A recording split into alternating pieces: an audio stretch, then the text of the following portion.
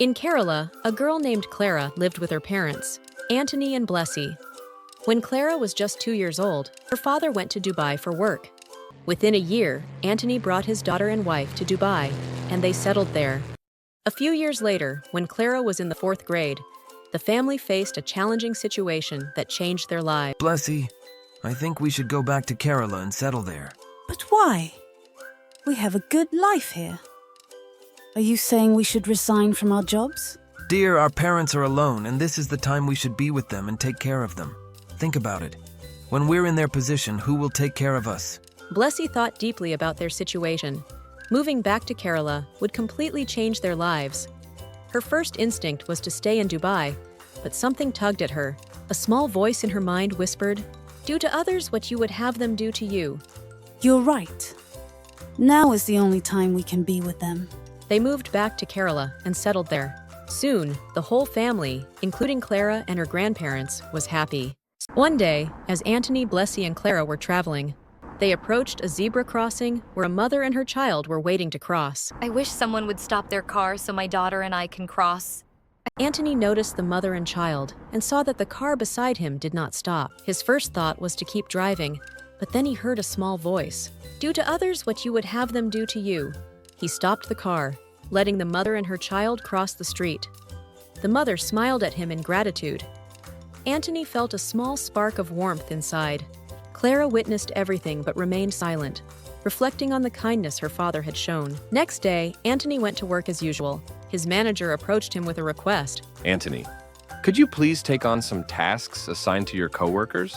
They're tied up with other projects. But sir, I have a lot of work to do myself. Please, Antony, can you do this for me? Antony hesitated, feeling the weight of his own responsibilities. But once again, that familiar voice spoke to him. "Do to others what you would have them do to you." After a brief pause, Antony agreed. Okay, sir, I'll take care of it. Antony completed the extra work that day and submitted it on time. And later that evening, he returned home with his own load of work, which had to be finished by the next day. When he arrived, he was surprised to see his coworkers waiting for him at his house, ready to help with his workload. They wanted to return the kindness Antony had shown them. In that moment, Antony felt a gentle wave of warmth wash over him. Clara, who observed everything, slowly pieced the story together.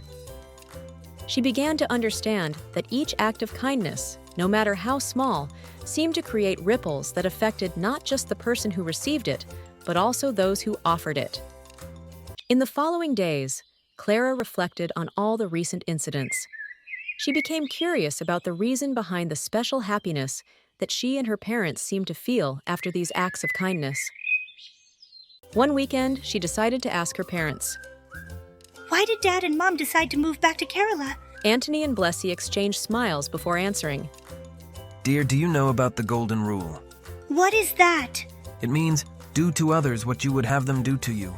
Can you think back to our experiences and understand its meaning now? Just consider how people in this generation often leave their parents behind when they move abroad, without caring for them. It's our responsibility to look after them, and in return, we are able to pass on the same love and care to you. Oh, I see. That's wonderful. But what about the zebra crossing incident? Well, dear, I simply imagined if your mother and you were in that place waiting to cross. All right, everyone, let's go for a walk. Before leaving, they told Clara's grandparents about their plan. Okay, dears. Take care and stay safe. As they were walking, they came across the same mother and child from the zebra crossing incident. The two waved and smiled at them, as if they were old friends. Soon after, they bumped into Antony's coworkers, who also smiled warmly at them. Antony's coworkers joined them for the walk.